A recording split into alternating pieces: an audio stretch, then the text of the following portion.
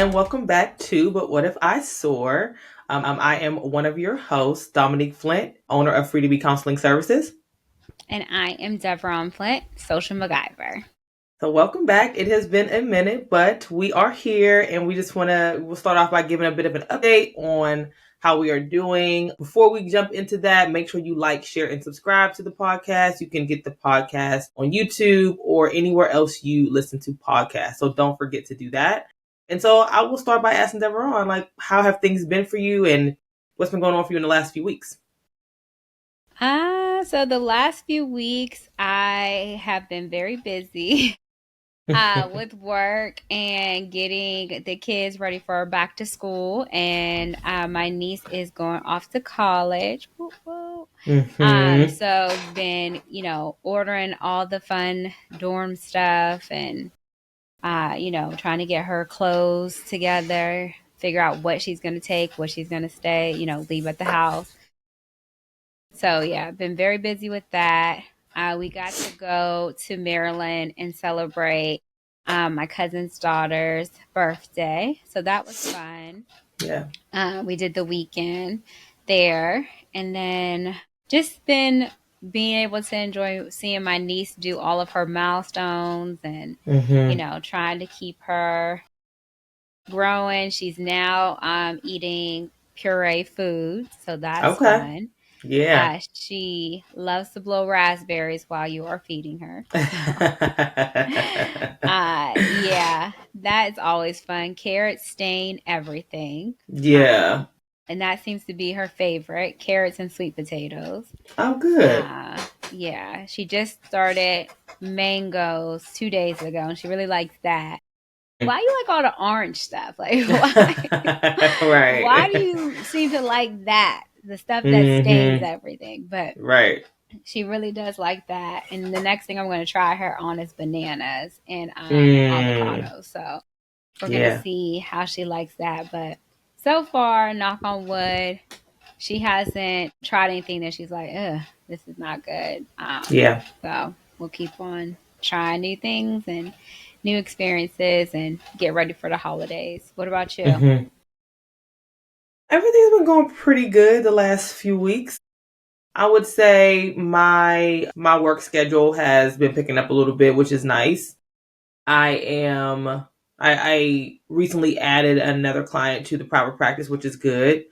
So that's slowly but surely kind of building up. And then I have a couple of ideas about how I want to kind of partner with an organization, like a mental health company, to kind of help funnel clients in to the private practice. So I just have like some onboarding stuff to finish with them before that can happen. But like I've noticed that, and I was saying this to my mom, seeing 30 plus clients a week is just very, very, very exhausting. Like, girl, it's when you work a 40-hour work week, a lot of your hours are not direct hours. A lot of those hours can be administrative or, there's a lot of downtime, but like, no, not for me. Like, because I, am a fee for service therapist, I get paid for the clients that I see. So if I see 30 clients a week, that's like 30 direct hours. That doesn't account for the notes and the paperwork and emails. And so, it's been nice to have a little bit of a break in the summer. My pockets didn't like it too much, but it was definitely nice to not have, and then I'm seeing all these couples and it's like, I am just. And so that's like two clients, per couple. And don't get me wrong, I do like couples. I do. Mm-hmm. I'm also not like a trained marriage and family therapist. So much of, and I don't want to say it's not different, because it is different. It is different being trained as a marriage and family therapist. I don't think that it's impossible for me to be trained, because I'm definitely, I follow the Gottman Institute. I follow, Terry Real, who is a relational life therapist. So, I think I am definitely connected to, or at least I try to tap into, like, experts in the field of marriage and family therapy. So I don't think Mhm. I'm off there.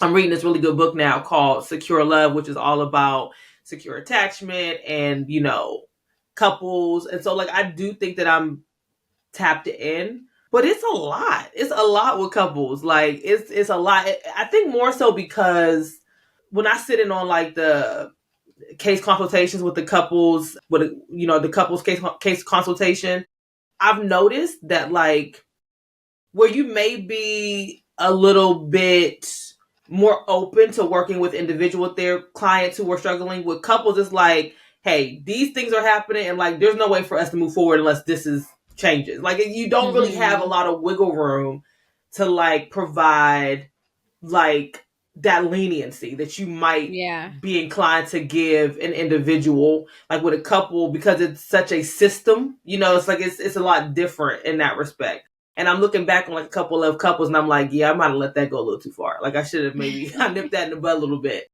But because I'm so busy with the clients, I also sometimes those case consultations are scheduled during my time with clients, so I can't Mhm. get to. So that's what's coming up for me, is just wishing I had, like, time to do regular case consultation. And when there is consultation scheduled, like, I sometimes mostly have clients, and then it's like they cancel.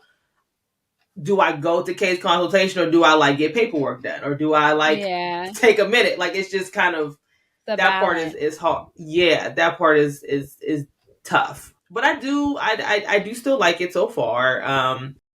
So that's been going well. I was writing this article for Brains Magazine that I'm, like, stalling on. I need to, like, jump back in and do some proofreading and try to finish it up. I still have. I mean, they say you can write up to 11 articles, but they say most of their contributors write about 4 to 6. So I'm still, like, I still have a few more before my partnership runs out, or, Mhm. needs to be renewed. So I do need to finish this article, and I'm just not motivated. So I gotta kick that up. And then, as far as, everything else, like, family has been good. Savon is doing karate, martial arts right now. So that's been good for him. And he actually gets to test for a new belt, I think. He gets to test at the end of Aw. the month. Yeah. So that's been going good for him. I think he gets to test every 2 months. Mhm. And he's, like, in, like, the smaller group. So it's, I think, between, like, the ages of 3 and 6, or not 3, 4 and 6, or 4 and 7. So now I got to take him when the fellas went on their guys trip. I got to take him on Saturday, and it was nice to Aw. see, because I don't get to see during the week, because I have clients during his Yeah. class time. So, but yeah. So aside from that, everything, on my end has been going pretty well. I just, I just know I have, like, so much going on, and just trying to organize it all sometimes is doesn't go You well. wear But, many hats. Many, yeah. many hats. Yeah. Yeah. Yeah, yeah. So, like, today, everyone was like, don't stop for her. Like, she always doing something. His brother said And the I'm like, same I thing know. about me. Yeah. Yeah. I'm like, I know, I know, I know. I'm So, like, don't be anyway, hating. I know. I know. I'll find some extra hours in the day. I will. That is my mission. You got it. You got it. Yeah. Well, it sounds like you're doing a good job, balancing it all, which is not easy, but you make it look effortlessly. So Mm, that's yeah. It don't feel that's effortless, always but good. thank you. Doesn't, but you do it. You wear them well. So Thank we are you. going to Thank you. focus on Thank you. strength based. Yes. Yes. That's right. That's right. So I needed that reminder. That's right. yes, yes. So we know it's been a little while since our previous podcast episode. Like we said, we both have been extremely busy, but this podcast is important to us. So we wanted to pick back up to kind of just answer the remaining questions on our prior episode in regards to mental health and adolescence, really focusing on minority adolescents. Mhm. And so we have a couple of questions that we're going to answer. And then we will kind of talk about, do our regular spiel of how we end episodes. And we also want to give a little reminder again, please reach out to us on our social media if you have any content that you are wanting us to cover, topics or anything like that you have interest in us talking about. We really like to hear your feedback. Like I said, we are very open to feedback and suggestions in regards to topics that are important to you. I know we have the election coming up. Not that we would Yeah. cover the election, but just things that have to do in regards to, maybe you want to talk about handling things that feel like they're outside of your control and things like that. So again, just reach out to us. We're very friendly. So sometimes. So, kicking it back off, the first question that we are going to ask is, how can communities play a role in supporting the mental health of Black children? And what community initiatives or organizations are making a positive impact, which I think is important to highlight, whether it be locally for your area or even if you know someone who's making it globally. I think that that's also important to highlight. Yeah. Well, how can communities play a role in supporting the mental health of Black children and children of color? I think, I mean, first things first, I think you have to, or I would recommend that you just create space for kids to express how they feel.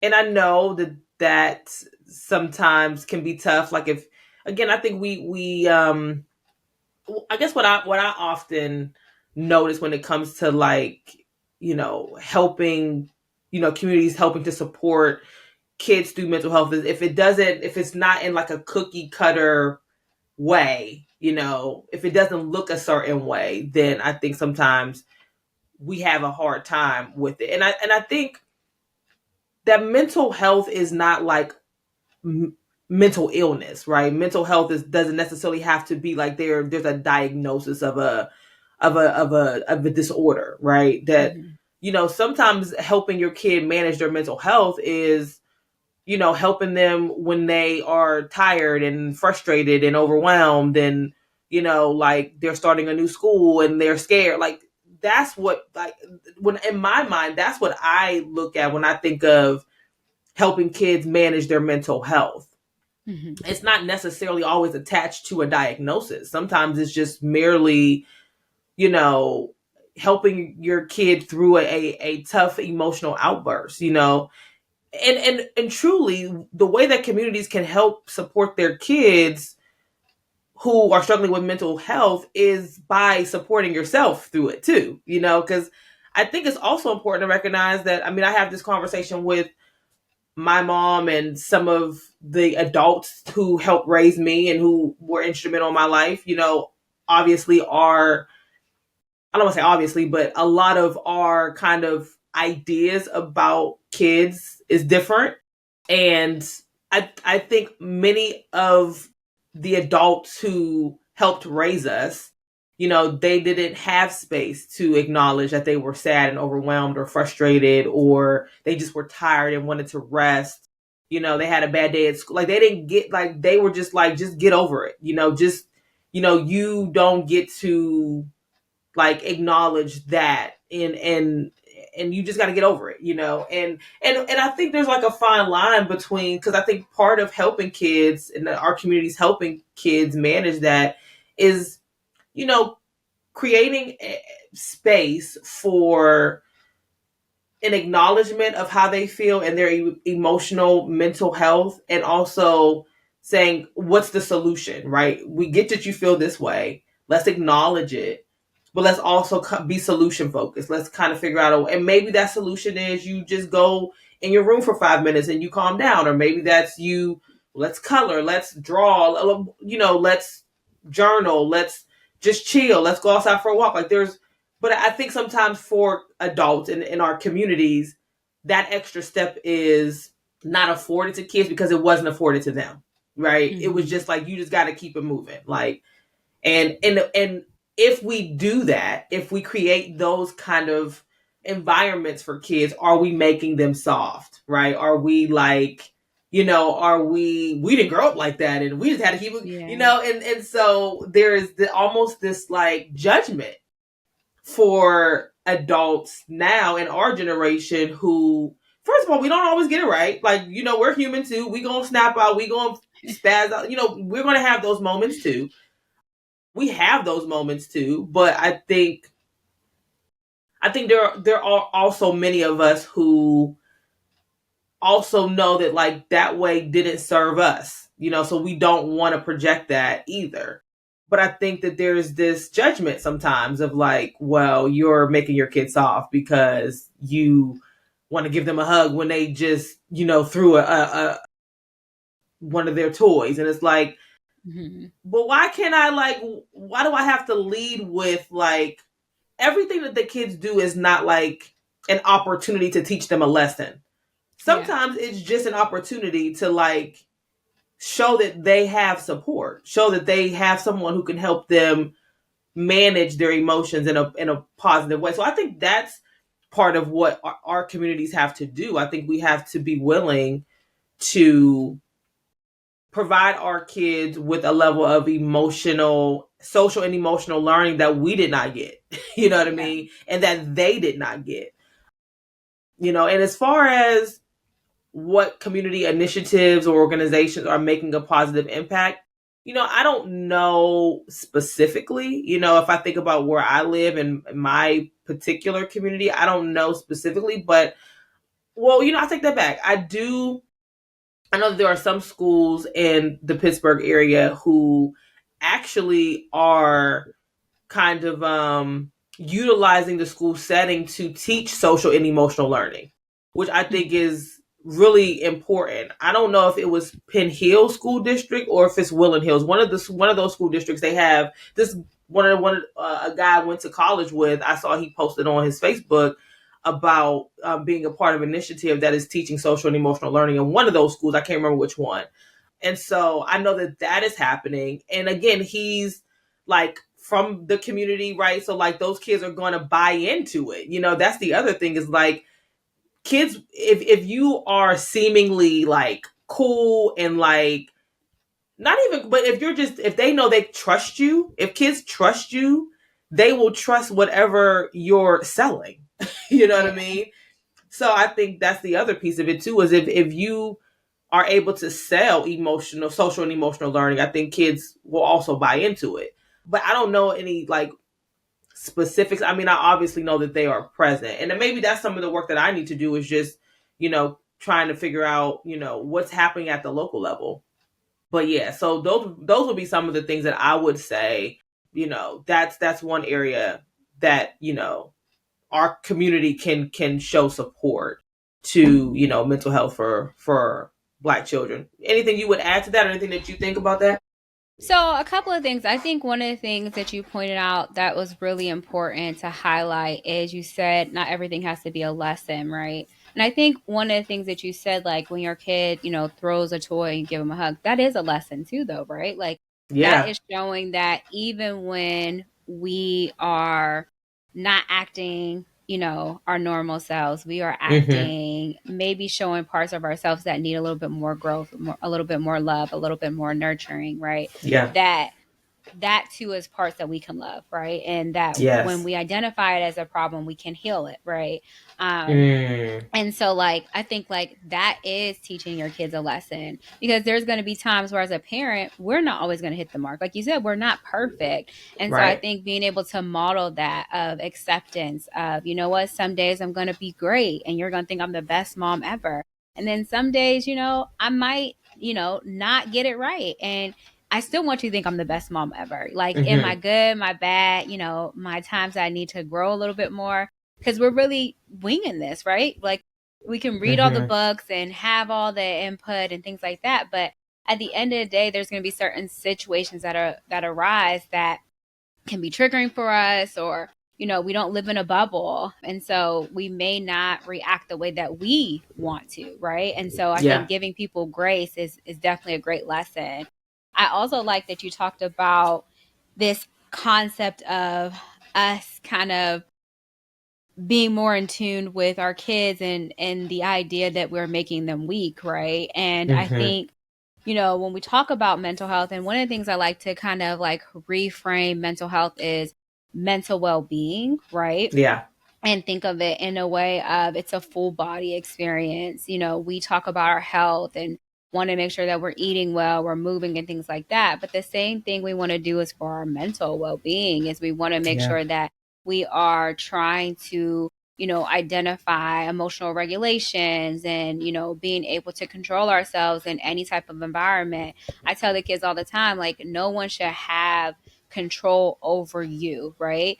Someone can make you upset, but that doesn't give you an excuse to go and slap the hell out of them, right? Like, you still have Hmm. to control how you react, and no one should be able to be the puppet master. Yeah, You never want to give someone that type of power.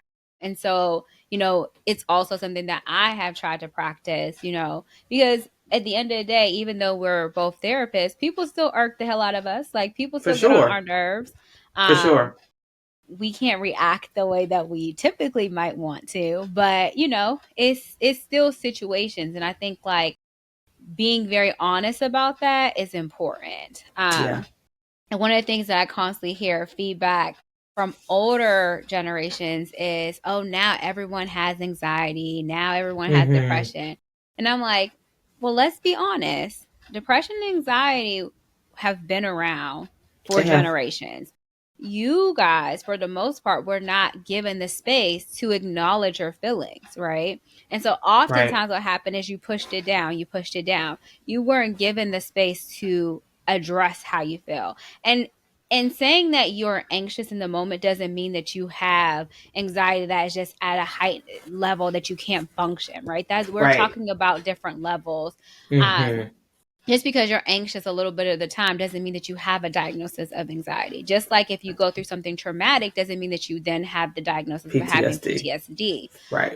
And so I think like it's something to really be careful of using these labels, but also understanding that even if you do have a diagnosis, that doesn't excuse you from still being held accountable and living in the Right. society, right? Right. And I also think that by acknowledging that something is impacting you in a way that is it's impacting your mental well-being, that doesn't mean that you're weak. It just means that you are aware. You have this awareness that you previously may not have had, or the people before you may not have had the space to Hmm. highlight. And Right. by having this awareness, you now are able to apply tools to address and aid in how you deal with that, right? And so Hmm. I think like to kind of like minimize it and saying like it's a weakness or now everybody has these diagnoses, I think that is a way of your own personal biases getting in the way of you really understanding what is triggering you in that scenario, right? Yeah. Because the thing is, if I go into a school and I'm meeting with a client and are telling me about their own experiences, why I have to check myself as a therapist to see what their story, their recounting of their own experiences is triggering me to have such a response, you know, to what they're Hmm. saying, especially Right. because I didn't live that, right? It's not my Hmm. experience. And so again, I think the gift of this generation and these younger kids is that they have this sense of awareness that Hmm. I feel like older generations may have had, but they weren't given the grace to have it. Right. And then they weren't given the grace to have tools to handle it, right? Right. So when you Right. want to say, I'm sad, and I have these days where it just feels like, you know, I'm just sad all the time, right? And when I go outside, it could be sunshine and rainbows, but all I see is gloom. They Hmm. weren't given the opportunity. Well, that's life. Like, so Keep it. life Keep is it moving. sad. Keep it moving. Hmm. Like, so I think like this generation, the thing that they're doing is giving space to say, like, okay, you're sad. What does that mean for you? What does that Yeah. look like for you? What are you doing to try and address these things? What Hmm. tools have you tried to implement to try to address these things? Because the truth of the matter is, life is full of some sad periods. One of the Yep. best movies that really help to bring attention to this is Inside Out, right? Mm. She Yeah. literally was trying to take away all of the sad moments, right? And she Hmm. soon realized by doing that, it took away from all these other moments. Because the Yeah. truth of the matter is, you can't have just one feeling. Like you Yeah. can't. You are meant to have all these different feelings. And when you do have a sad moment, you know, you have something else that can help you through that, right? Like I was just talking to Hmm. my therapist on Friday, and she was asking me about my grief process, and how do I kind of handle with like the days it's a little bit heavy and things like that. And I told her I have literally come to a point in my grief where I'm thankful for it. I'm thankful for my grief because I've realized that in loving someone and having the opportunity to love someone, you also accept that at some point in time you are going to lose them. Yeah. Everyone has a time that they're no longer going to be in your life. And am I going to focus on that, or I'm going to focus on the good times and them being presently there and knowing that at some point in time they will no longer be here, but I'll have these memories. And so my grief of my mom, my uncle, my grandmother, dad, all of those things, it's a gift because I got to love them. I got to Yeah. have memories with them, right? And so like I think taking the good and the bad and acknowledging that allows you to be like, when the grief is a little bit heavier, you deal with it and you utilize your coping skills, and when it's a little bit lighter, you're thankful for it and you can keep moving and you know that it's still there, but it's not always going to be heavy.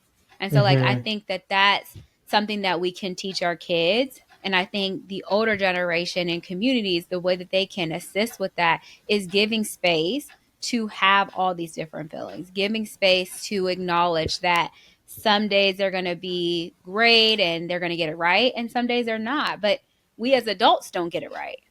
Right? Hmm. We as adults need to kind of sometimes figure out how to regulate ourselves a little bit more. Maybe we have Yeah. encountered a situation that we never prepared for, right? And it comes out of nowhere. You're like, what the hell? you know, Right. your body is like, this is uncomfortable. Like, and you sometimes you get into those situations, you like, I am, I feel like an out of body experience. I was acting like someone that I don't even know, right? Because it's a new Right. experience. So again, if it's a new experience and we are trying to give ourselves grace, it needs to be extended to these kids. Because again, they're not coming in here and having all this knowledge and knowing what to do. And again, even if they do have knowledge and we have, applied these beliefs and things like that to them, again, they could still come to a situation that they have not prepared for. And how Hmm. they react may not be how they wanted to react. So being able to kind of unpack that and give them grace and give them tools and give them understandings allows them for the next time this scenario presents. Maybe they'll handle it a little bit differently, right? Yeah. Yeah. And that's all we can ask for. Yeah. And that is a lot of times that is based on how they're received through that, right? If they're received in a negative way, they're the likely, I don't want to say they won't ever come back to you, but like part of part of the work that I think we do in community too is creating safe spaces. I know we say that, and I know it sounds like, you know, maybe we don't do a good job at explaining what that means, but like relationships, the foundational kind of tools of you know of relationship is that they feel safe in that relationship, and that don't just mean Mm-hmm. physical safety but also emotional safety. So if your kid does something, and again, I preface this by saying that like I get this shit is frustrating, it's annoying, it's hard sometimes, it's hard to like see your kid as someone who after they just threw a toy, they just had a temper tantrum, it's hard to want to receive them in like this loving way. I get it, because it's also creating an impact to our fight or flight system, right? So like Mm-hmm. it's hard, but that is kind of how you create that level of emotional safety. And so yeah, and I could go on and on about Inside Out, the first one and the second one. So we may even have to do an episode on that, because those two, the second one was so much better to me than the first one. Like I love the first one, but the second one, I have recommended so many of my adult clients to watch that movie, and they have come back like, "Oh my god, like I Yeah. needed that." So yeah, I think that we could even do like an episode or two on that, because it was so good, so So good. good. So good. Yeah, But perfect yeah. examples, perfect Mm-hmm. examples of just how the community can really work to help create spaces. Like you said, Mm-hmm. safe space. I think some people here, they're like, here we Here go. we You go. Right. know, want to just like make it so easy and these kids can't deal with anything. But it's like, just because your life was rough and you had to go through turbulence and all these different trying things, the goal should be that the next generation after you doesn't have to go through the same experiences. Right. I know Right. me personally, I just posted this on my stories and it was talking about being a generational curse ender, right? And just Yeah. the challenges that come with that. And my goal is has always been that these kids will not experience the same things that I experience. And I don't want them to be as tough as me, mentally as tough as me. I don't want them to be as resourceful for with as I have been. Because let's be honest, there's pros and cons to both of those things. I don't want Mm-hmm. them to have to feel like they're in fight or flight mode 24/7. That's not a place you want to be in unless you have to No. be in it. Um, Mm-hmm. I don't want them to feel like everything is a fight. Mm-hmm. Because the thing about that is when you are feeling like everything is a fight, you're always in that state of arousal that when you are at peace and you're no longer at a threat, you can't see that. You can't experience it. You think everything is a threat. So you always are ready to go to war. I don't want them to Yep. be in that stand like that Right. point. My goal is to have them have as soft as life as possible. Do I want them to be Yeah. prepared for turbulence when it comes? Yes. But my goal is to try and make that turbulence as less as possible for them Yeah. because I Mm-hmm. don't want them to have to experience the same things that I experience. If Right. I can't do that, then I have not done my job. That's my own personal belief. Yeah. So I feel like sometimes we as adults, we go through things and it has hardened us. And so when Mm-hmm. we are viewing younger generations, we are looking at it from that same hardened view of wanting them Mm-hmm. to, be a little bit more tougher, or they need to be able to do this and that. And it's like, really and truthfully, you shouldn't have had to go through that. You shouldn't have had to Right. have those experiences that you did. So Mm-hmm. sadly you did, and you didn't have protections in place, but your goal should be that you have protections in place where those kids don't have to go through the similar things that you did. I don't want Absolutely. them to be, always ready for a fight. I don't want Mm-hmm. that for them. It's not good. Yeah. I'm literally 36 years of age and I'm still trying to heal parts of myself that had to toughen to go through the things that I went through. So Mm-hmm. my goal in life is for them to be as soft as possible. I want them Right. to enjoy all the parts of the world that are beautiful, and for them to look out and see the beauty and not always looking at, the red flags and the things that are a danger and things like that. Because Yep. that's just not the way that I feel like life should be. Right. So I feel like older generations really need to tap into that of just because you went through something doesn't mean that the younger generation has to experience that same thing. Just Absolutely. because it was something that you had to go through, you can acknowledge that it wasn't right. Like, and that's Mm-hmm. not placing blame on your parents or your grandparents or whatever. It's just you acknowledging that, what, this wasn't right, and Right. I wish it was different, and it isn't. And I'm gonna look for the lesson that I found in these experiences, and try to find some type of growth that I can take and apply it to, my future or my presence. But the goal should not be that if I went through war, I'm looking to raise soldiers. That's Right. that's not the goal.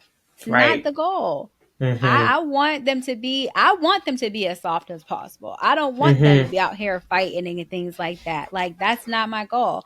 And Mm-mm. for me personally, if they are, I have not done my job well. So Mm-hmm. that's Yeah. just my That's a own that's a personal belief. yeah. No, I appreciate that. I think that that's that's one thing that that's one thing that you often hear, some older generations say is like, I went through this and I turned out fine. I'm like, I don't know that you're fine. I'm not trying to throw shade or I'm not trying to be shady, No but shade. Let's I'm let's get the not magnifying sure. glass, cause Yeah. I'm so sorry that I don't think that you're okay because I don't think you're okay. And that's no. okay. You know what I mean? But like you said, there was a time and a place where that level of vulnerability was not safe. You know what I mean? That Mhm. was not safe. It wasn't safe to acknowledge, and it wasn't safe to experience, and it wasn't safe to say, right? So Mhm. I get it, and to your point, I do think that the goal is that, like, what's the point? Why am I going through all of these things if I'm not doing it with the intention of creating a life that my son does not have to have the same experiences that I had?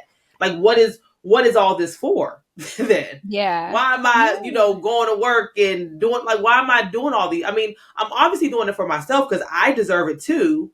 But like, I'm doing it so that there are things that he just doesn't have to experience, right? And there's, to me, that is the flex, right? The flex is that I am making changes now so that he does not have to experience some of the things that I experience. Like, that's the flex, you know? That should be the goal. I'm telling you, Yeah. like that should always be the goal that I went through something so that you don't have to experience that same thing. You Right. know, I went through fire, not, you know, willingly, had to go through it so that Right. you don't have to experience what it's like to be burnt, you know. Mm-hmm. Right. Um, and again, I think sometimes it takes that self-reflection. I think sometimes it takes that vulnerability within yourself to look Yeah. back and say, like, why is this so important to me? Why Yeah. do I feel like, they need to have these tests and, go through this and that? Because sometimes it's really because we have not shined that light on ourselves, and we have not identified those areas that are still deeply hurt and Yep. started to heal. And so Yep. we want other people to feel what it is that we experienced, because we feel Mm-hmm. like we haven't got that acknowledgement, we haven't Yeah. got that accountability, we haven't gotten anyone to say, damn, you shouldn't have experienced that was not for you, right? And Yep. so we want others to feel the hurt and the pain that we feel. Yep. And Yep. sometimes the people closest to us is unfortunately who we want to actually go through the same things. Yep. And it may not even be something that we, are actually thinking and like, yeah, I want them to go through that. It could be something that is subconsciously that, Yeah. we are wanting someone else to experience, because we don't want to be alone in this, right? We don't want to be alone Mm-hmm. in that pain. But yeah, definitely, I think communities should be, it used to be when you had guys who were, selling drugs and stuff like that, they used to tell the young kids, like, you don't need this. Like, they seen You don't someone need to with do their head this. on straight, Mm-hmm. doing well. They used to try to like push them out. Like, no, you don't need to be around this. Like, this is not for Right. you. This is not your journey. We need to Right. get back to that. Like, we need to get Mm-hmm. back to, just because we experience something does not mean that others have to experience it too. Right. Um, Exactly. we need to be a little bit more protective, I will say. Yeah. Communities Absolutely. definitely can work on being a little bit more protective of these youth, because it's the Yeah. youth who really are going to implement these changes. And what Mm-hmm. we do for this youth now, and what the groundwork that we're laying for them to be better than us, that, right, the goal should always be that the next generation is better than us. They have learned Right. from us, they have taken our wisdom, right? I know I always credit the older people that I come in contact with. I always want to learn from them, right? I don't want to go through the Mm-hmm. same things that they went through, but I want to take their wisdom that they have gained from these experiences, and I want to apply that. I want, Right. that should be the goal. So my goal is that the younger generation will take all the knowledge that I have from my experiences, and they will apply it, laying the groundwork so that they can literally step on that and build. You know what I'm saying? Like that should Mm-hmm. always be the goal. And I think if Right. communities continue to have that goal in mind, each generation will do better than us. Each Mm-hmm. generation will continue to build and prosper and keep carrying the torch, higher and higher. Right. Um, some communities are like trying to cut them off and start fresh, and that's like, we don't need that. Why are we Yeah. repeating the cycle? So Right. yeah. Absolutely. So to that point, you know, self-care is, obviously something that is not a new concept, but I think it is being mainstreamed for sure. And nothing wrong with that, right? But if you think about our upbringings, I don't know that my mom, or the adults in my life utilize self-care as a deliberate practice to help them through their parenting journeys. And so what self-care practices do you think are particularly relevant, or just in general, what are your thoughts and ideas about self-care as it pertains to parenthood? And like, even if you're not a parent but you are, in close proximity to children, like what does self-care look like? What do you think is an appropriate kind of process and practice of self-care? So I think self care, you hear it's a buzzword, right? Yeah. I heard it all through grad school, and I think self care is very simple, right? Self care for me starts with making sure I'm getting adequate sleep. We all know that if we are not getting adequate sleep, it impacts our functioning, it impacts how we process things, it impacts our mind. We're not going to be thinking clearly. We're not going to be as attentive. And all of those things are going to play a role in how we see others, how we show up for others, our Mm-hmm. tolerance for certain things.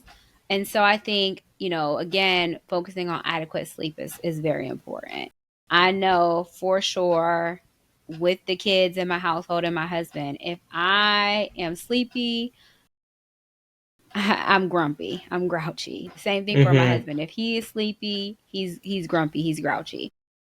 And so our emotional tolerance is not going to be as high as we would like. And so Mm-hmm. things that we would be able to tolerate a little bit better, address a little bit better, generally are not going to be addressed the way that we want them to be if we're not functioning at the level that we are used to.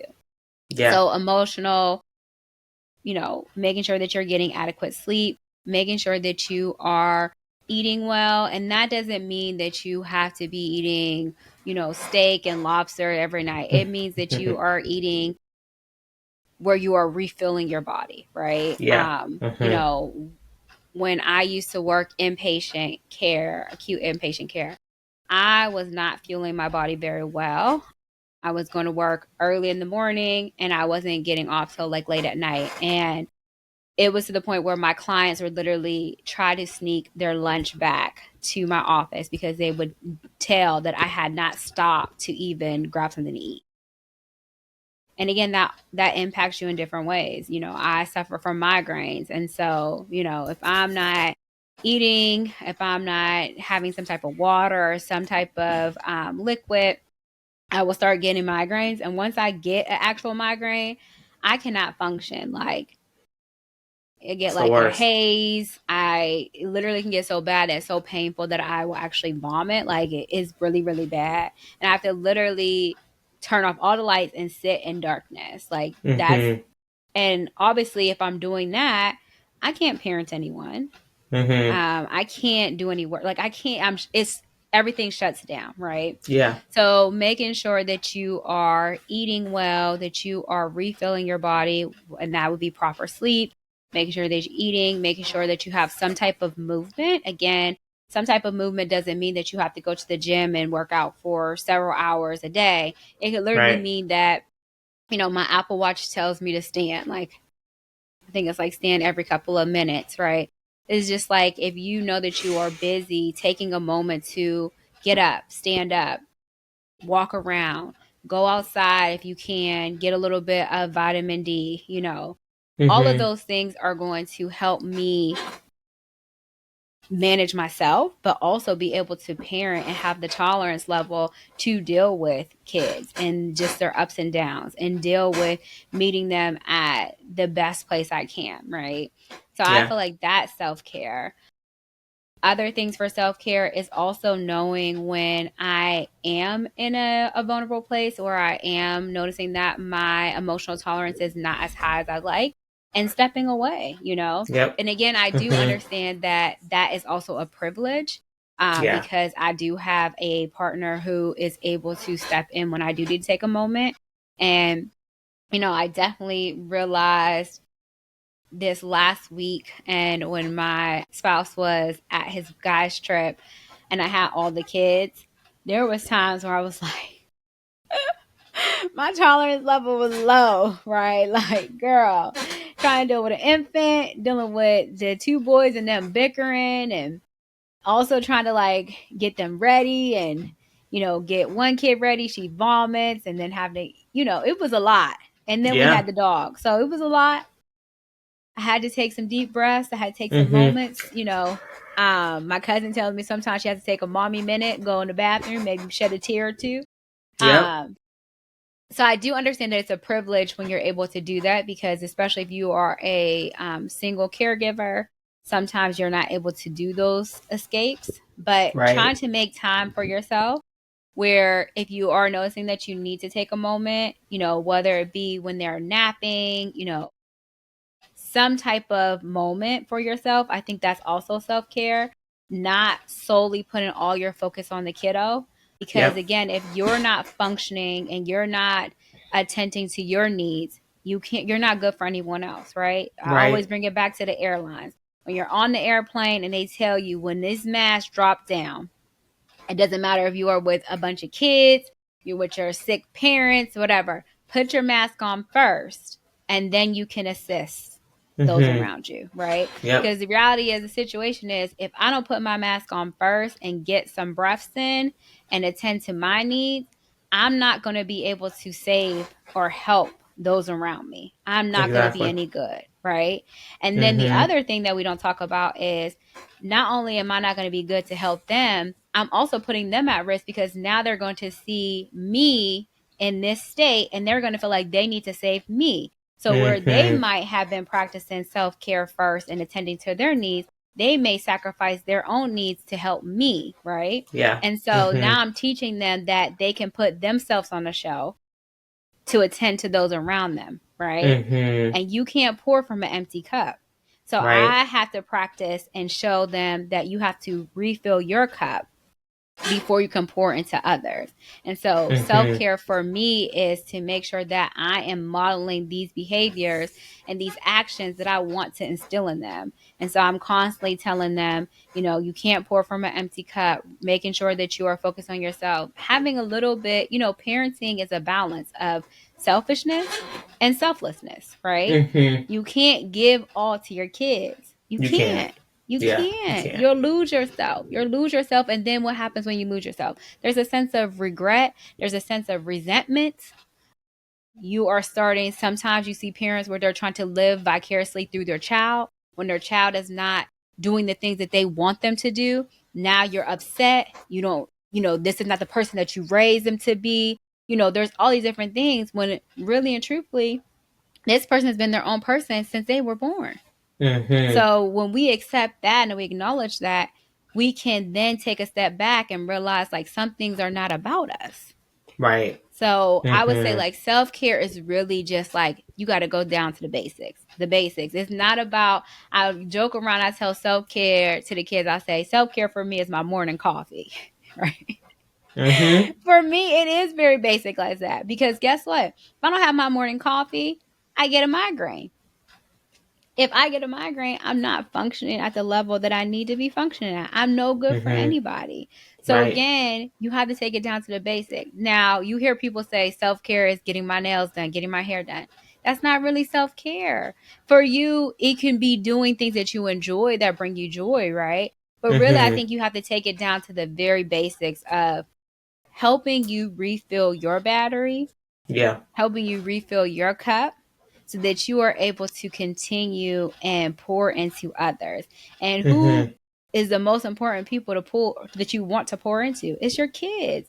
It's Yeah. your the children that are under your guidance, right? So you have to make sure that you are refilling yourself so there is something to pour. Because if not, them kids are gonna be over there thirsty, grasping for air, and you got dust. Right. And they'll be Right. like, and you will be like, I'm trying, ain't nothing coming out. So, Right.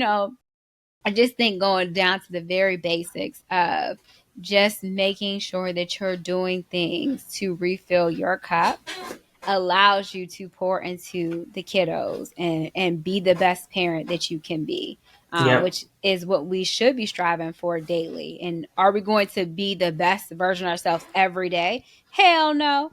Mm-mm. But if we are practicing of refilling our cup, I guarantee we're going to like that version of ourselves. We're going to feel like we have a little Mm-hmm. bit more control, a little bit more higher tolerance. We can show up a little bit more of how we want to than, kind of looking back and be like, damn, I didn't really hit that mark the way I wanted to. Right. And I felt very out of control.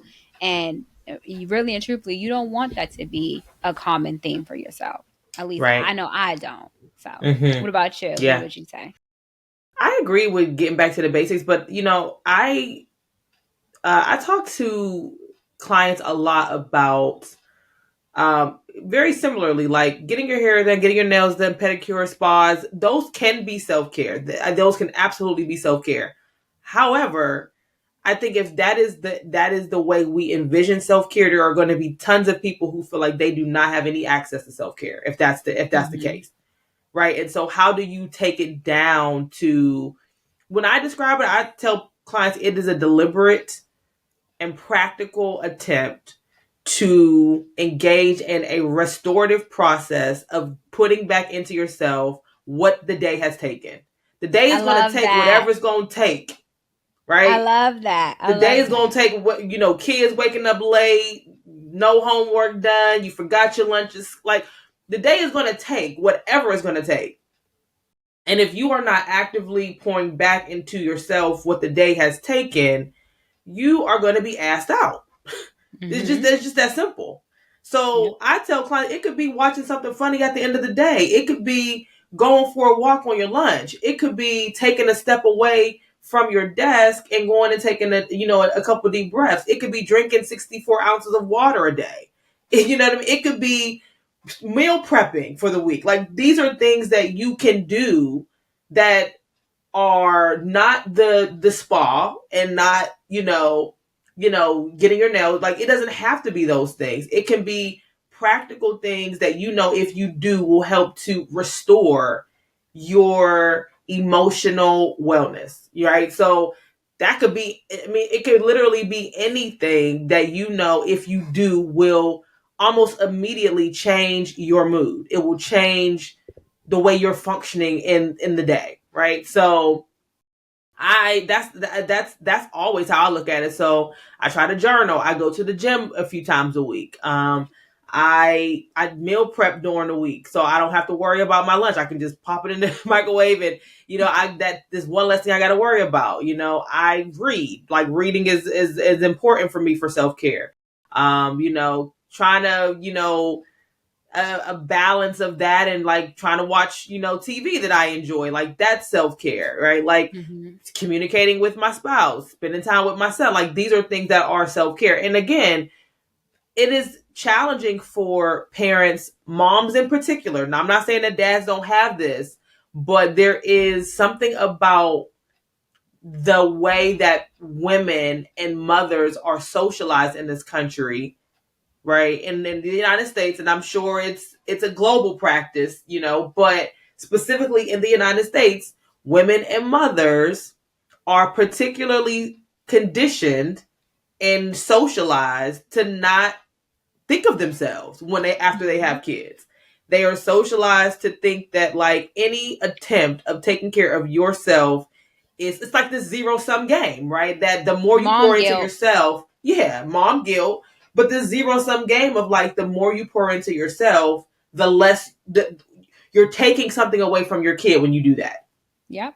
And I would argue that you're actually giving something to your kid when you do that, right? When you actively think of yourself, you're not just caring for yourself, but you have the ability to show up for your kid in a different way. And you're also showing them that, like, your whole life is not centered around other people. Like, you can choose yourself sometimes. There's nothing wrong with that. And I know that I didn't see that growing up. I didn't see it. I'll say this. I will say that my mom did do things that cared for herself, but I watched her also be very stressed and overwhelmed. She Yeah. did a lot of this on her own. So yeah, trying to figure out how to get to self care is hard when you have four little ones, four kids, and no real substantial material support from the other parent or just other people, right? So I say all that to say I agree. Get down to the basics. You don't gotta go to get your nails done. You ain't gotta get your hair done. That is cool. You can do that. But that is not the only way to access self-care. And if that's the way you see self-care, then you don't see yourself reflected in that. So then Yeah. again, you don't get an opportunity to say, how do I, experience self-care too? So that's what I would say. The next question is, this is for a future outlook. So, how can we collectively work towards a future where mental health conversations for Black children are normalized? And what steps can individuals take to contribute to this shift? Hmm. Good question. Good question. Normalize is important. Yes, yes. I think we start to normalize conversations about children and Black mental health by like reframing what we think about when we think of mental health. I think again when we think about mental health, at least when I was growing up, it was like, someone who's diagnosed with schizophrenia or bipolar or like these very serious mental illnesses, right? And Hmm. again, back to my earlier point that self or that mental health is not necessarily a clinical diagnosis, right? Hmm. That, and to your point, that from a holistic perspective, we go to the doctor once a year for our physicals. We do all these other, we take our medications. If we have, some kind of physical health condition, we pour into ourselves and our spiritual from a spiritual perspective, but we don't think that like taking a moment to like tap into our emotional health is important. All of that is important. And so I think that we make this a normal conversation by changing the way that we as a community, as a society, the way that we see mental illness or mental health.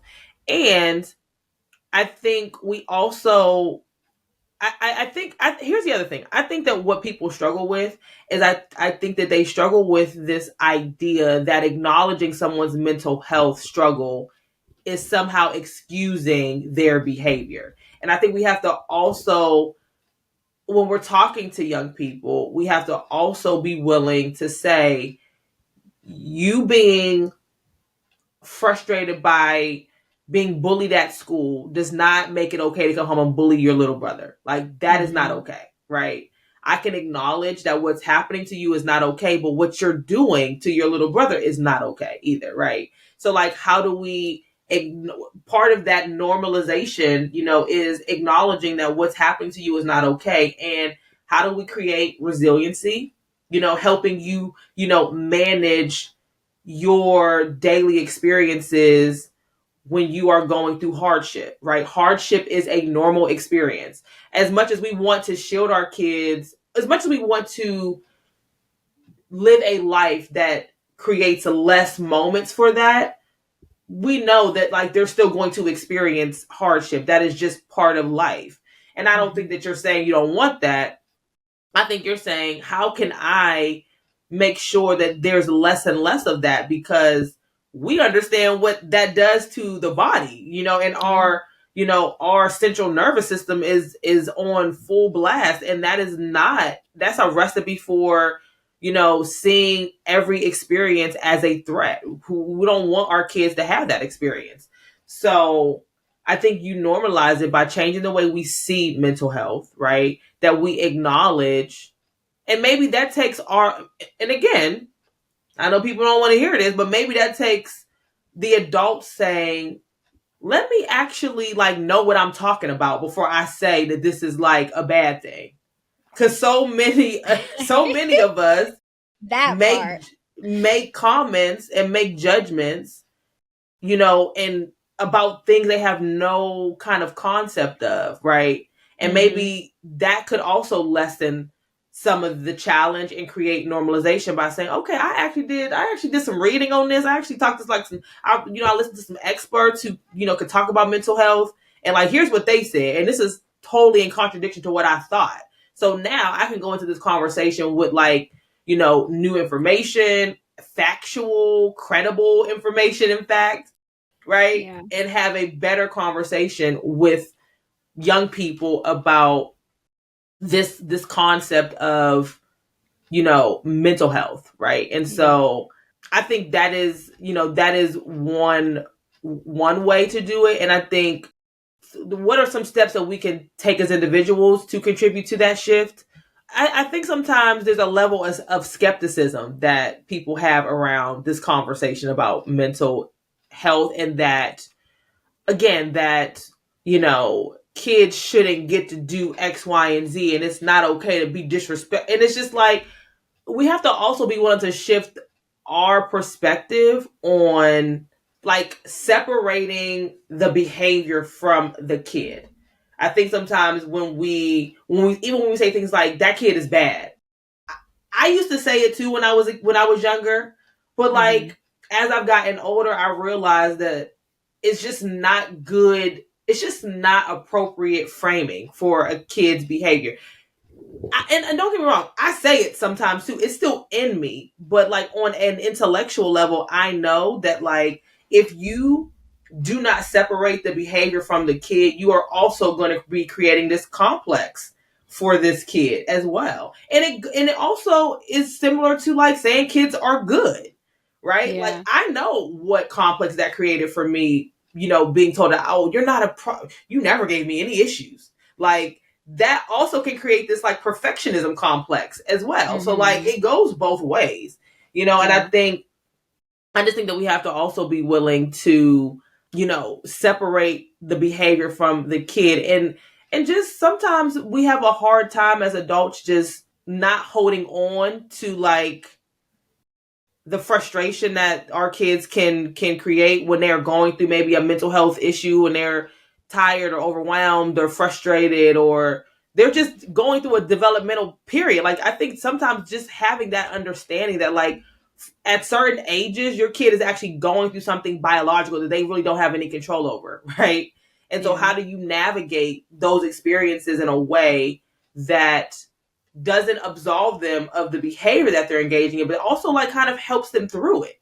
Like, that is also our job, right? Is that we Hmm. have to be willing. I was saying this to my husband about, save on, right? Because he be going through it sometimes emotionally, and it's frustrating. Like, it's frustrating. And I was saying to him, like, we have to find a way to manage our own emotions so we can help him through those emotional outbursts. And I'm not saying we're Hmm. going to always get it right and we're going to always do it perfectly. I don't think that we will, but I think that if we are mindful that he's going through something emotional, and he doesn't have the language to say, I'm hungry, I'm tired, I'm still sleepy, I just got home from daycare and I'm still sleepy, like, he Hmm. can't do that, and so what can we do to help foster an environment where he can tell us what he's feeling?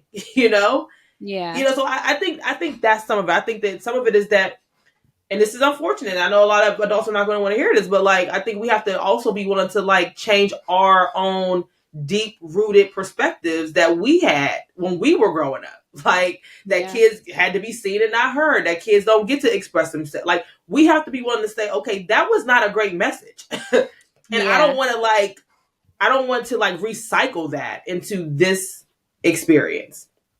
So Yeah. those are some thoughts that I have about that. What about you? Yeah, no, I think you brought up a lot of great points. I think, one of the things that we constantly tell the kids when they're frustrated is use your words, right? Use your words. Yeah. What, like last night, I think I've told you this. So, one of my nephews has very been adamant of wanting to sleep in our room, right? Mm-hmm. Literally has a nice room of his own and he wants to sleep in our room.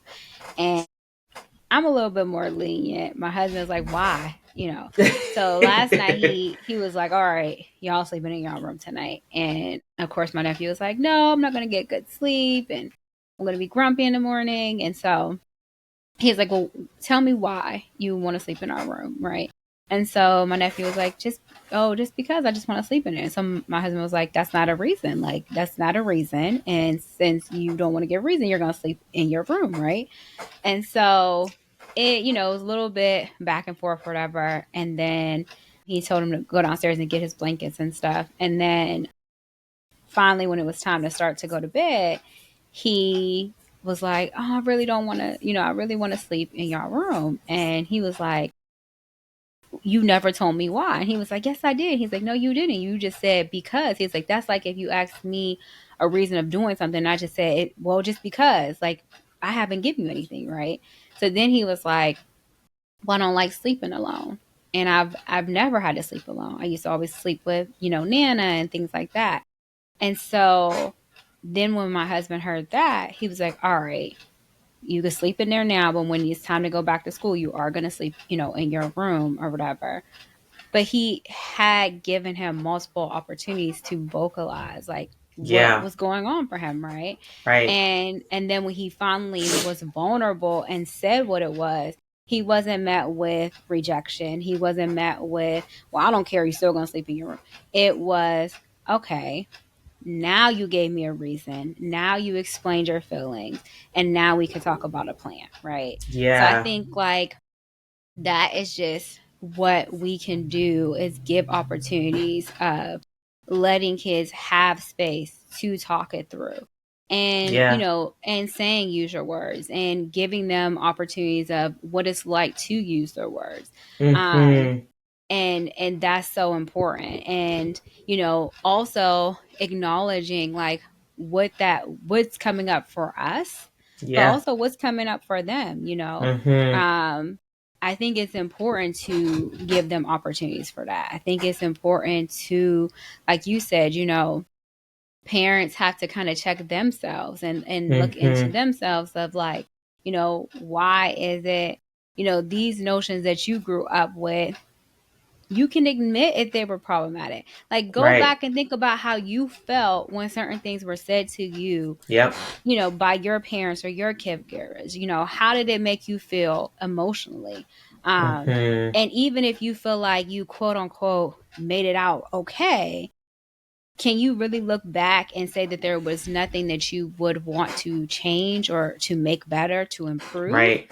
And if Mm-hmm. you can honestly say that there are things that you would have wanted to do better or to change or improve, then it's your job to be reflective of that so that you can do that with the next generation. Yep. I think one of the gifts that we have been given in parenting kids is the ability to reparent ourselves. Oh man. Yep. That is like the gift. We It constantly is. are told by so many people, like, "You guys are such a blessing for taking in these kids," and da da da. And I always, literally, my response to everyone is, "They're a blessing to us." Like, Yeah. the opportunity that we are getting, like the Yeah. way that these kids have made me be reflective, have helped heal parts of me that I didn't even know needed to be healed, that are still healing Mm-hmm. parts of me, that are Yep. making me, identify that to get through certain experiences in my past as a child, I had to harden myself emotionally, and slowly being able to heal and soften those parts of me is because, of my husband, because of these kids. Like, it is literally because of my relationships and being able to have those spaces of vulnerability and reflection.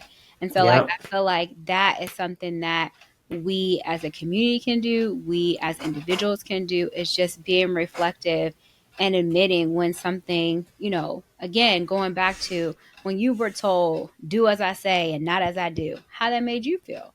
Did it Right. did you feel like your feelings were not validated?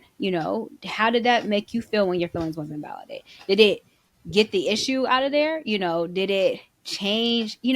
I think all of those things definitely play a role. I mean, I look at when, my mom was actively in her addiction, and the hoops that I jumped through to try and quote unquote save her, right? Yeah. And to do that, right, there was a sacrifice of myself, right? I wasn't Mm-hmm. able to acknowledge that I was upset with my mom. I wasn't able to acknowledge that I was hurt by my mom. I wasn't able to acknowledge that to my grandmother, because in my grandmother's eyes, this was her daughter and she was trying to save her any way possible. And so there wasn't opportunity for me to have those conversations. But you know what? I'm pissed at my mom. I'm hurt by her. At times I Yeah. don't like her, right? There wasn't opportunity Right. to say those things, right? And so if I was thinking that, then I was, hearing we have to love her, we have to support her, we're going to lose her. And so what does that teach a child? Right? Yeah. That taught me that my feelings were not valid. And then those moments that I had to give those up, I wasn't entitled to those, because if Yep. I did even try to highlight how I was feeling, I could have caused us to lose my mom. That's a heavy Mm, burden to put on a child. yeah.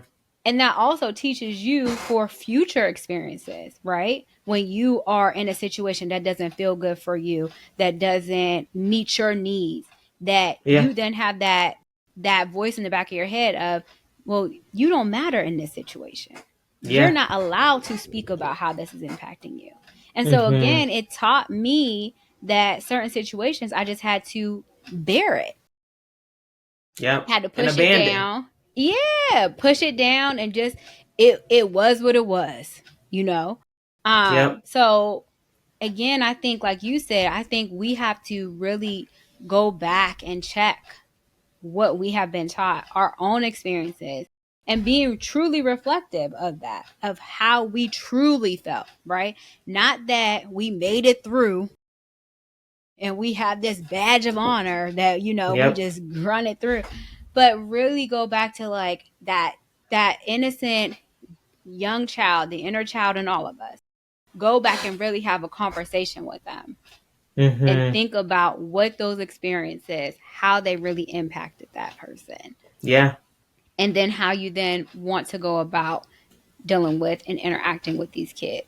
Mm-hmm. Because the thing is, if we're not reflective and we're not changing and growing, to be better individuals and be better caregivers and parents, we are going to only be raising kids who are going to have an inner child in them who's going to need healing Yep. when they become an adult. And then they're Mm-hmm. going to hopefully have their own children, and they're going to be raising kids who are then going to have their own inner child who needs to be healing. And so again, instead of them focusing on their present and future, they are too busy focusing on the past because they're trying to repair and heal. And that shit is hard. Yes. It is Yep. hard. And let's be honest, not everyone makes it through that. Yeah. It's a privilege, you know? It definitely is. And having access to make it through that. To having Yeah. access to even be in a space where you can be given the tools and resources to even heal is a privilege. And not everyone Yeah. has access to that. So, I think it really starts from an individual level, and I think it's just a lot of reflection and understanding and grace. um, Yeah. Mm-hmm. I think that really will help in changing this idea of mental health. Like, I think there is this idea of, for a lot of generations, of mental health being like a weakness. And like you said, I think one of the things that we can really do is, just because you have experience with something, right? Whether it be you have experience with anxiety, depression, you have experience with substance use or whatever, your own personal experiences doesn't mean that that is a norm for everybody. There's Right. different levels of anxiety. There's different levels of depression. There are different levels of trauma, and so you may be the expert in your own life, but you should not apply that same knowledge to be the measurement for everyone else that you come in contact with who may be Right. struggling with something as well. And I Mm-hmm. think like you said, like taking the time to educate ourselves. Like, so just because you went through something does not mean that you are the expert and you have set the standard for what anxiety looks like. And so Right. when you come across a kid or another individual and they're telling you about their experiences and it doesn't meet the level that you feel it should, then you minimize what they're really experiencing. I think Right. like that is something that's also important, is giving context, giving people that just because you experience something doesn't mean that you are the expert in others' lives. Right. Um, is Absolutely. really, really important. Mm-hmm. Yeah. Yeah. So the last question is, if you knew then what you know now about mental health, what would you do differently? And how is what you know now being shared with your kids? Ooh, Loaded if I question. knew, that is a loaded question. If I knew what I know now, back in the day, first of all, when I was paired with different counselors, I would have honestly given them a chance. That would be the first Mm. thing. I would have given them a chance because I did not. It was nothing they could tell me. The other thing is that I think growing up when I was in a situation, actively in situations, and I was met with counselors, whether they be through my mom's like rehab program or something like that. I think I was so mad that these people, and I think a big part of it too was a lot of the times the counselors were Caucasian, well meaning, but I felt like they didn't understand really what was going on. Some of the counselors, again, well meaning, but I felt like they looked at my mom as the victim. And again, it didn't give me space to feel like my feelings were validated. I Yeah. also didn't give them time to do that. Yeah.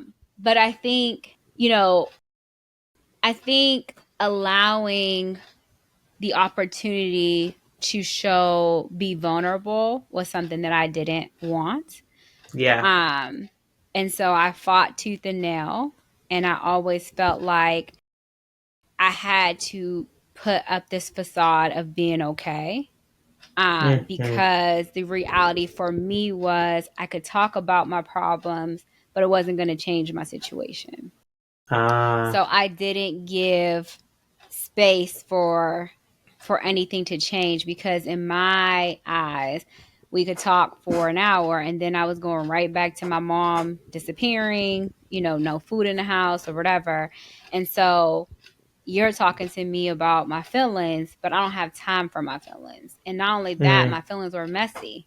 And I didn't have time for those messy feelings because no matter if I cried, if I screamed, I oftentimes felt like it didn't change the situation. And so, you know, I didn't validate my feelings for a long, long time.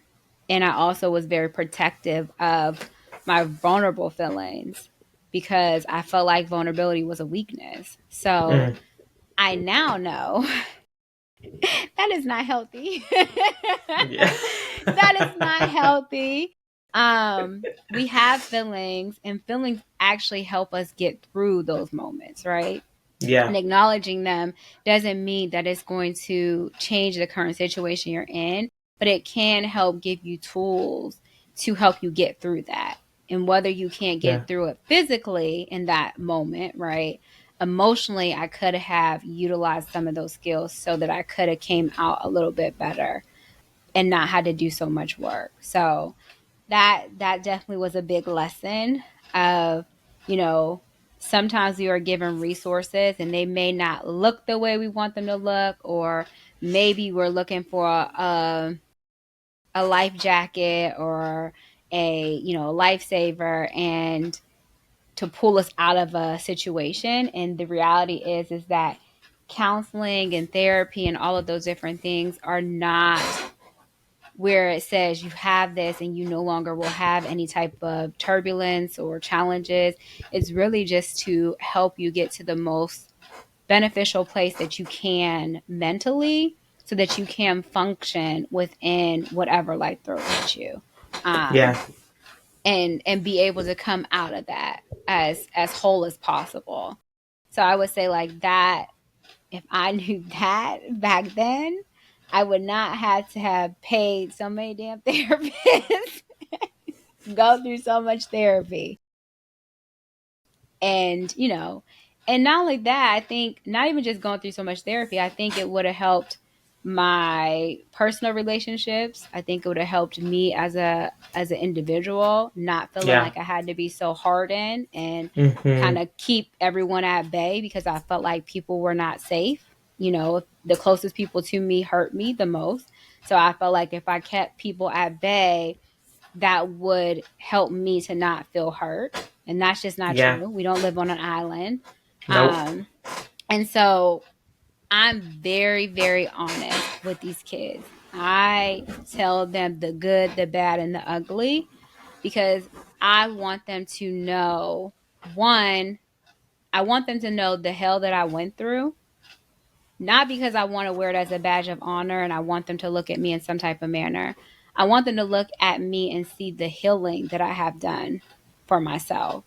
And knowing that even if you have to go through turbulence or you have to go through some type of, adversity or whatever, that if you're willing to do the work, you can come out the other side. And so, like, I'm very honest with them about different experiences that I've experienced. And obviously, it'd be age appropriate for them. Right. There's things that I've shared with my niece that I haven't yet shared with my two nephews.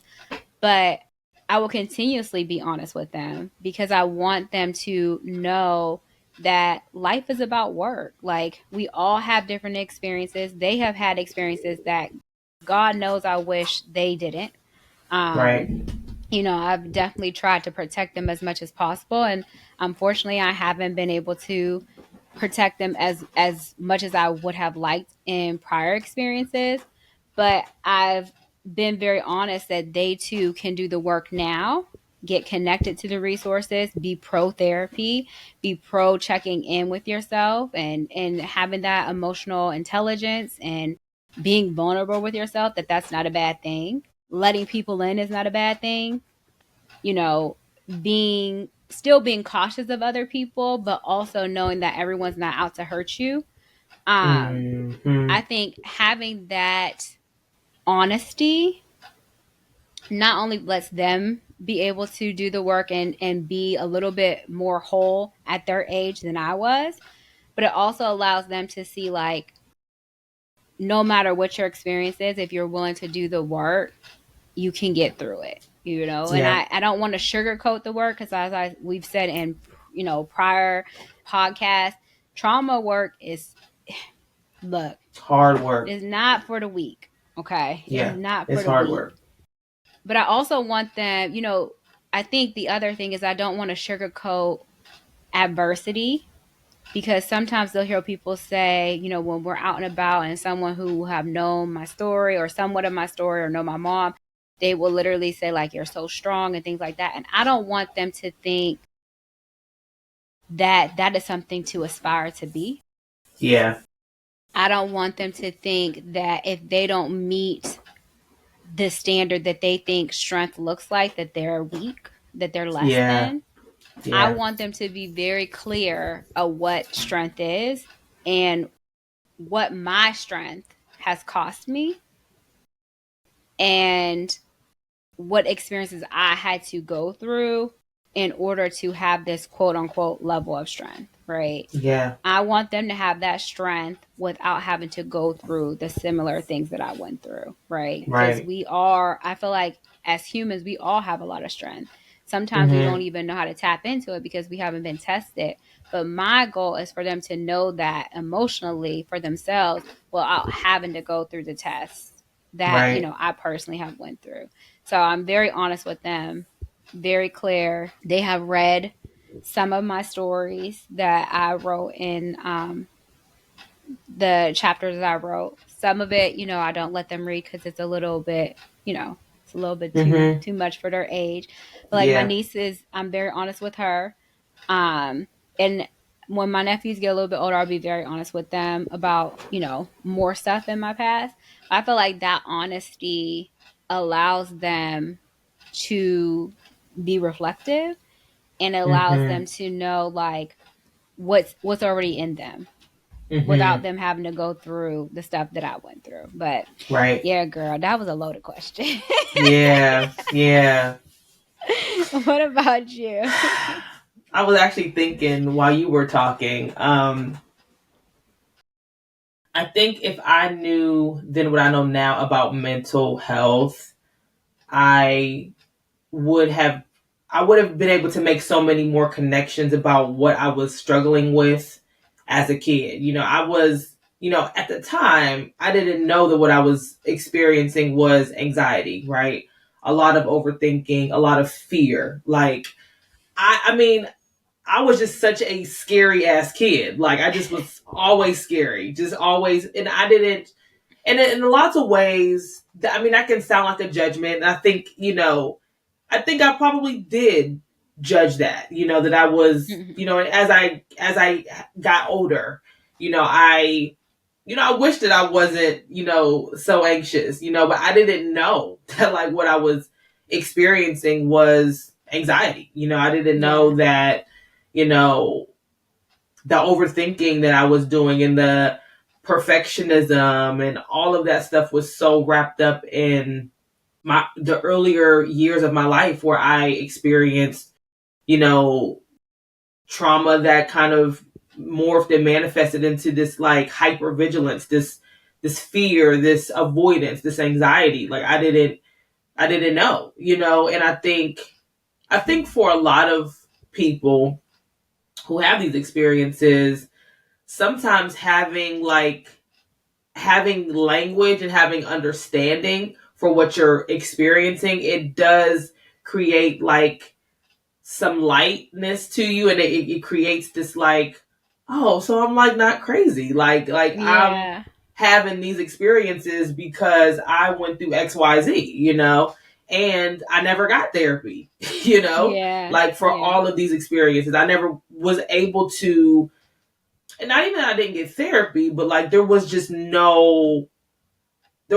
no space to talk about these experiences, whether it was with adults in my life, whether, I mean, because oftentimes, there's like, don't talk about what goes on in this house. So like you don't talk about it, and Yeah. so what that leaves you with is just all these complicated feelings about what you went through, what your experiences were. And if I knew then what I know now, I think I would have probably been, kinder to myself. I would have not felt the need to work so hard to feel less shame. I didn't know that that's what I was doing, but, you know, for me, I think the way that my childhood trauma showed up, like the way I managed it was through like achievement and like, being a good kid and like being a good, right? Like this idea of like, you don't, if you don't do certain things, you can't have that feeling of being good, Hmm.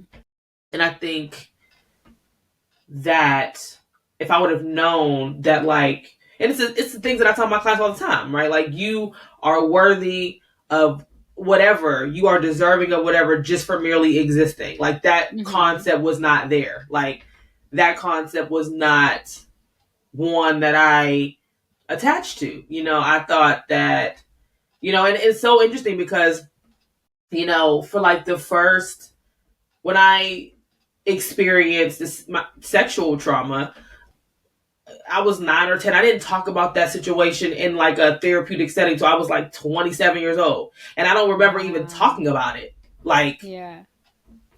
with any adults. I mean, I would talk about it maybe with friends here and there, but it was so flippant. Like it wasn't Yeah. like a real conversation. Yeah. And I remember thinking like, well, like I went to college, I ain't got no kids, I didn't turn to this promiscuous girl. I You had your checklist. um yeah, like all these things that I told myself, like, there's no way that affected me because look at all these things that I checked off my list, like look at all these things. And I was sadly fucking mistaken. That like, girl, it don't matter how many positive achievements you have in your life, like, It's still there. girl, you still got some shit to like work through, and I just didn't know that. I didn't know Yeah. that I could have all of these achievements and still have a part of me that needs some extra TLC. Like these Yeah. parts of you, they still need love and support, and they still need affirming. They still Yeah. need like, They're a part of you. yeah, They are a part of you. We right. try to And push these them away, but achievements, they're there. right. And these achievements don't erase them, right? Uh-uh. They like don't go away. You can't. It's not like after 10 years, this falls off your credit score. Like Right. no, it doesn't. It doesn't go away. But the Yeah. thing is, it doesn't. Just because it doesn't go away doesn't mean it has to define you, right? And I think for me, I think I didn't want them to define me. So I was like, Mhm. here's the great, and this is where the shame comes in, because that perfectionism is like, you gonna work overtime to make sure that Yep. that part of you does not seep through, that it does not have a way to make you feel less than, make you feel dirty and just like And how exhausting unworthy. that is, right? Like It's how so exhausting that exhausting. is. You know, Yeah, it's that's the so thing they don't exhausting. talk about is Right. we think we push it down and it just goes away. We don't acknowledge it. You don't Right. acknowledge it, so it's not there. But no, girl, you was doing work. You was doing Work. work to Work. keep that hidden, and that Right. is exhausting. Because soon as you tried to let up a little bit, it started coming up, and you would then Yep. want to work even 10 times harder because you're like, Yep. oh no, we not doing that. Yep. But it's Yep. there. Yep. And as much as I am connected to how I feel now, I think I did so much intellectualizing of my feelings. Like, just, just keep going. Like, don't focus on that experience, right? Just, if you do X, Y, and Z, like, you'll feel better. And it's like, no, Yeah.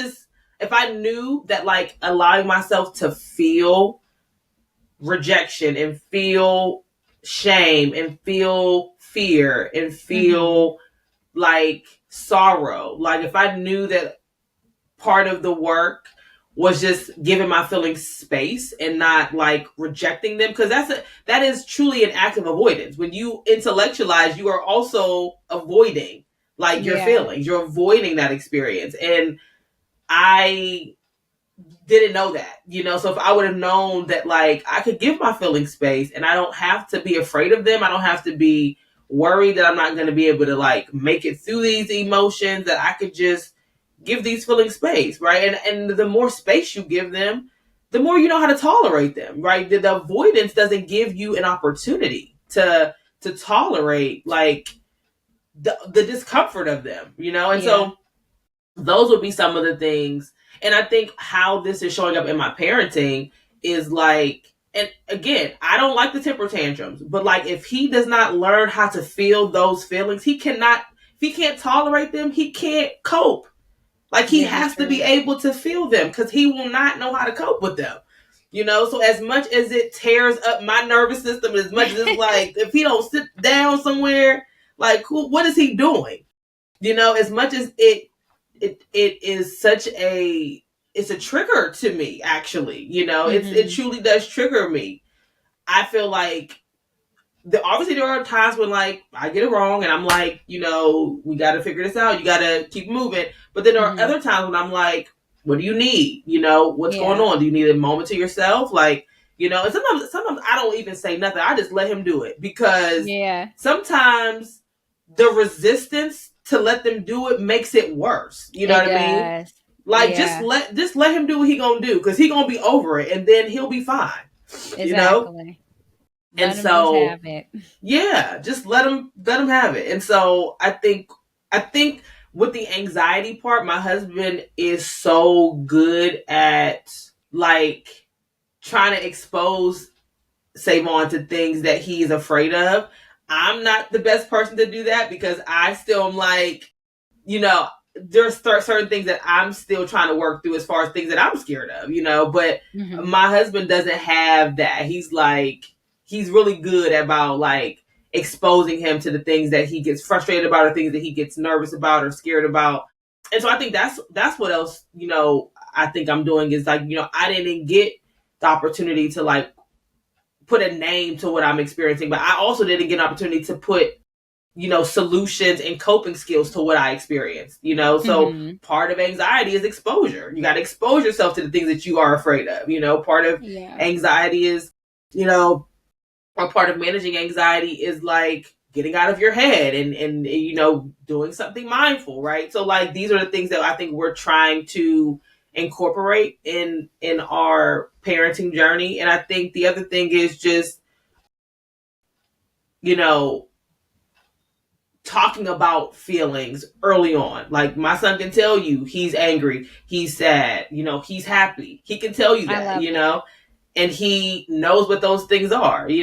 So yeah, so those are some of the ways that I think we're trying to incorporate into parenting. But I'll say we don't get it right all the time. Sometimes I'm like, I probably should have did that. But it's also important for him to see me fail too sometimes. It's Yeah. important for him to see that, like, and it's important for me to come back and say, hey, I shouldn't have done that. Yeah. I was frustrated. That is not on you. It's mommy's job to take care of her own emotions, and I should have walked away. I didn't. Like, so it's also important. While I sometimes cringe at the mistakes, because I'm still a recovering perfectionist, I still, I'm trying to work through that. But I think the more I can acknowledge, like, hey, I did that wrong. Here's how I should have done this. It also is an opportunity for him to recognize that, if a rupture happens, that mommy's gonna come back and she's gonna repair that. Like, she's going to Yeah. take responsibility for, what she did, and so yeah, so again, those are, I don't give myself the same type of restriction on like having to be perfect in the parenting, which I think it's been monumental for me, because I think it just will send the wrong message to him if I like always get it right. And he needs to see that mommy gets it wrong sometimes, and it's okay. So Yeah. yeah, so those are some of the things that I think I'm trying to use, with what I know now in the parenting journey. So I love that. I love that. I love mhm. seeing your parents as humans Yeah, because, if we are always putting this notion that we have it all together, then it also robs that kid of seeing us as acknowledging that we could have did something a little bit better. We could have, yep, improved in some way. hmm, And it allows them space to be reflective of their own actions and yep, behaviors and experiences. So, you yeah, know. yeah, Well, this episode has been great. I think we covered a lot. hmm, It's a three-part series. This is the final part, just talking hmm, about adolescents' mental health, primarily focusing on minorities, hmm, adolescents, and their mental health. I think, we've highlighted just the different ways that, you can focus on um, adolescents and their mental health, but also how adults, the responsibilities that we have to really be attentive and the foundation pieces that we can lay down to that really impact these adolescents. I think we hold a lot of youth accountable, hmm, and I think sometimes what's missing from that discussion is holding ourselves accountable as well.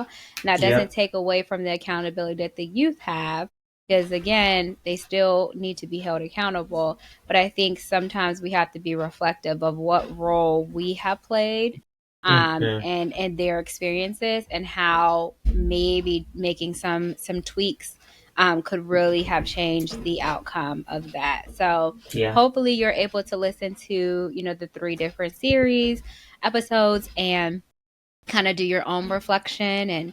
And I think that's the challenge that I will say is any adults who are caregivers or parents, or even if you just have youth that are in your life, maybe you do, work with them, maybe you have nieces and nephews, or, somewhat in your family that